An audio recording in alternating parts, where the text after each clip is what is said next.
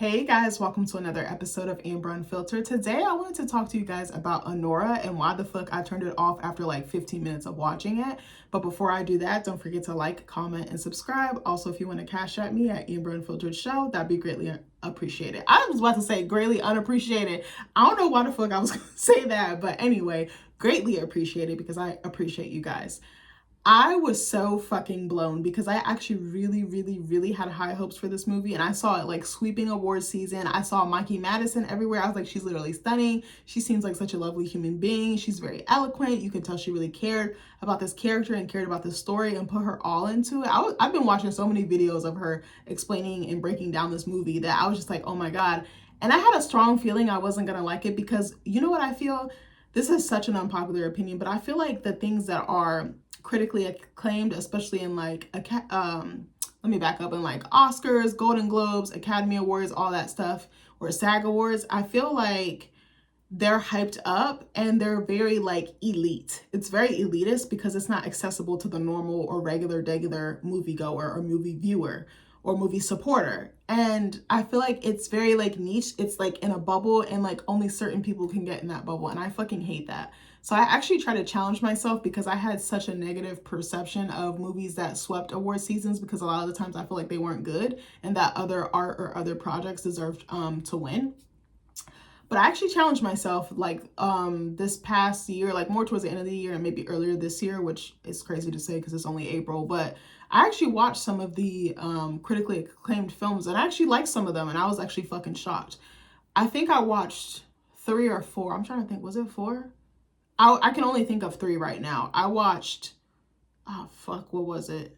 I watched Wild Robot, I watched Flow, I watched The Substance, and I tried to watch Anora and I didn't get very far. Out of the 4 of those, I actually loved Flow. Flow was my favorite. And the crazy part is it didn't have any dialogue. It was such a compelling story. It was such an emotional story. You became so invested in the characters and they weren't even human, but they felt human to me. And just the storytelling, just the visuals, just the score, just all the combination of those elements together, the story was so airtight. Like it was so tight. Like, I mean, like, they thought of every little thing and they poured their heart into it and you could feel that. And you rooted for these characters. You were worried for them. You felt like they were real people, literally animals. They had like a fucking cat, a lemur, a capybara. They had like the craziest animals. It was given like a little bit of Noah's Ark because they were like in a boat in water for most of the movie. But it was such a gorgeous, beautifully done film. Like, my hats go off to them. I don't know where I was going. I was going to bow and then I was going to clap. I don't know where I was going, but my hats go off to them because they did such a phenomenal job. And I really do think that they deserve to win. And they did at some of the awards this past couple months. But Anora frustrated me because it was very hyped. And I think some of the content was potentially glamorized. I don't know too much on that, but I've seen a lot of articles saying that. So anyway, I feel like when I turned it on, I feel like we didn't, maybe later in the film, and this could be a ding on my behalf, that I didn't give the film the proper airtime and I didn't give it past a certain period of watching. So that could be on me. But it was just like pulling teeth to get me invested in these characters. I think if you have a great story and you have great direction and you have great writing, you can't go wrong with that. Camera work and cinematography and all the special effects and things like that is just a bonus. That's like the chef's kiss, you know? But I feel like she was such a character that I didn't feel like I knew. I was like, I wish I knew more about her background and when she got into the club and kind of like her lead up. It just immediately started in the club and I was like, okay.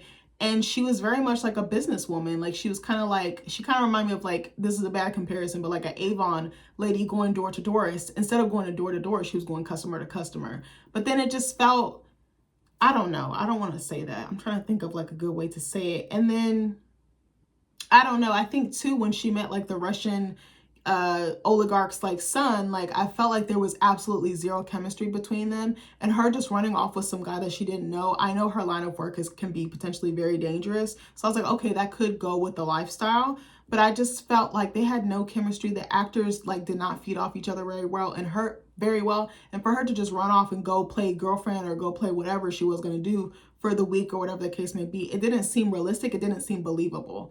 Also, I felt like it was like soft core, like CORN, but put a P in front of the O. Like, I just felt like every other scene was like her naked and fucking. And I was like, this doesn't add value to the story. If you're going to incorporate a sex scene into a body of work, especially a visual body of work, it needs to make sense for the story. Are they in love? Are they having a one night stand? It was like literally every other scene she was like on her back or on her knees. And I was like, this doesn't feel genuine. Like, I know she's in an industry, you know, sex work is a job. She's in an industry where those type of things happen, but it didn't feel organic to the story. It felt like overkill. And I felt like if I wanted to watch CORN with a P in the front, I could just go on the internet and do that, you know, but I didn't feel like it added value. It kind of cheapened the performance. And I was like, was the actress okay with this? She said she didn't actually have an intimacy coordinator on set, which I was very shocked by, because I'm like, this is such a vulnerable, I mean, physically vulnerable and probably mentally or emotionally vulnerable film in that sense. So I was just like, why didn't, like, it fell apart for me. Like, it didn't, I was just sitting there like, when is it going to get better? When is it going to be this award-worthy thing? Again, probably should have watched longer, probably should have watched 30 minutes, maybe 45, maybe the halfway mark. I think it was like almost a 3-hour movie. I was like, there's no way I'm going to be able to sit through this. Her decisions also didn't make sense to me. I love characters who do shit that's out of the norm. I love characters who do wild shit, who do the unexpected, who do the most heinous shit. I love it because it shows how like nuanced we really are, how complex we really are, because humans are complex. We're also very contradictory, myself included. I might say, yes, I like peas, and then in the next breath, I might say, I fucking hate them. Like, or I like greens, but I don't like this green. You know what I mean? Like, or I like spinach, but I don't like, what am I trying to say? Spinach dip, you know, like, or creamed spinach, like with a pork chop or something like that. You know what I mean? Like, she just would do shit, and I was like, where is her motivation? I don't know where she stands. I don't know what she wants. Okay, she wants to be rich. She wants to be in close proximity to wealth. But it was like, she didn't have any morals or motives. I was like, I want to know what those are. Again, probably should have watched longer, but it was like pulling teeth to get me to stay interested in the story. And I had started watching it again. I'm in a bunch of meetings because this damn journal that I work on. But like, I usually like to watch movies as like a decompress from like homework, or if I'm like in between calls or meetings or whatever the case may be. So I was like, oh, I'm going to watch this. I was like, I probably won't be able to finish it. And I was like, oh, if I get to this point, then I can like resume after the call. As soon as I turned it on, I had a strong feeling I was going to turn it off quickly. I don't know what it was. And I was like, maybe I'm getting my hopes up.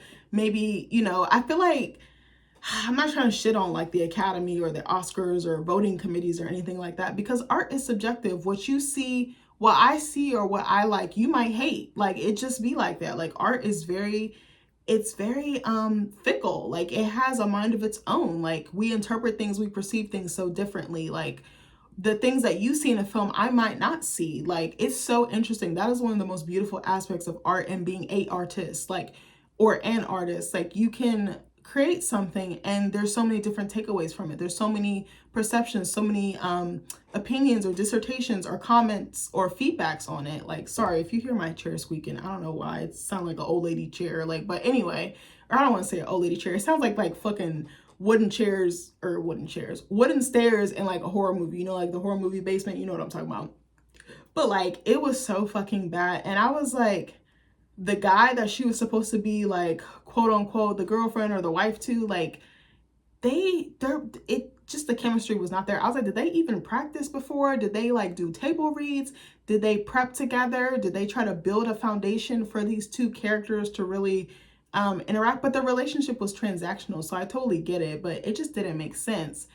And then I was like, what made her enter this lifestyle and what's going to make her leave this lifestyle? I just felt like I had so many questions. And again, I should have probably given it more time. It was just one of the most boring, like, cheapened movies I think I've ever watched. Like, cheapened in the sense that they just use sex as like the basis to fuel it. It was kind of giving like 50 Shades of Grey. And I was like, I don't really like that, because you can add sex in a story and it can drive it, but it doesn't have to be the basis of it or the foundation of it. And I think that's where I really struggled. And the fact that she's like, Mikey Madison is going around like, yeah, this is a great film. Like, my director really had my back. He was really there for me. And I'm like, no, your director had you on your back. Like, that's different. I don't know. I see mixed reviews about it. I've read mixed reviews about it. Like, some people either really love it or really hate it. And I don't want to say that I hated it. I just didn't enjoy it. And I feel bad. I don't want to say I feel bad for Mikey Madison. She volunteered to take the part. She chose to take the part. I don't want to say volunteered. She chose to take the part. She wanted the part and she accepted. But I just think that her talent could have been used in a different way and in a better way. And I'm kind of looking at the director a little bit with a side eye, because I'm like, why would you have a young actress do all this? And this is what won her awards. This is what made her a household name. Like, I wish it was a different body of work, and I wish that he had thought more, put more into the character and put more into the story, and not just revolved it around sex. Like, it was sold as like, oh, she's gonna have this American dream, but it just felt like a transaction, a business transaction that went left. That's really what it felt like. But it was like, oh, we're just gonna use sex to like hook you in. And I was just like, I don't really fucking like that. Like, again, I'm an appreciator of sex scenes because I do think it can add to a piece of art, especially visual art, but make it tasteful, make it go with the story. Like, there was what's it called? Scenes from a Marriage. I think it was on HBO with Jessica Chastain and Oscar Isaac. I don't know why I said Jessica like that. Jessica Chastain and Oscar Isaac. I absolutely adored that show. It was so fucking good. There were sex scenes in there, but they were deliberately placed. They weren't over the top. They were more natural and organic. The two actors, the leads, the male lead and the female lead, had genuine chemistry. It fueled the story. Marriage involves sex. Relationships, a romantic relationship typically involves sex, but it wasn't overkill. It wasn't like shooting on the set of a corn set, or production. Like, it added to it without taking away from the drama, the tension, the emotion, like, I think they did a beautiful job on that show. I actually should watch it again because it was so fucking good, because they covered so many different topics of marriage and relationships. And even after the demise of their situation, there was still some tension. There was still some push and pull. Like, I don't know. I thought it was just such beautiful storytelling. It was such beautiful directing. They also let us in on the set, and they included it like behind the scenes, like in the actual show. It was just such a delicious show. I thought Jessica Chastain and Oscar Isaac had like perfect chemistry. I think Mikey Madison and the gentleman who played the Russian oligarch's son, they should have probably studied something like that, because that was on point. But again, a sex worker or an exotic dancer, whatever you want to call her, Anora, is not going to have that same type of bond with the guy she just met. He's a customer in her eyes. He's a lick in her eyes. Like, I don't know. I just didn't understand why she was putting herself in such dangerous situations, unsafe situations. I was very worried about her. And then for her to just like be like, oh, I'm going to leave for a week. And then she just told her sister, like, I'm out. Peace out, Girl Scout. And I was like, as her sister, I would have been yanking her by her motherfucking scalp. Like, you getting your ass back in this motherfucking house. But I was like, where are their parents? Where are their cousins, their aunts, their uncles? Like, I was like, where's their support system? I was like, is Anora her support system? Is she self-sufficient or hyper independent because of her past? Because she doesn't have the traditional family, I don't know, or like the traditional nuclear family. Like, it was very aggravating. And I don't think that the acting was very strong, if I'm honest. I did like her accent. I thought it was believable, but I think, is Mikey Madison from Jersey or New York? So I was like, okay, well, if she's already from there, I was like, she kind of has a leeway or a leg up in that. But I don't know. It just came off very like sleazy or skimpy.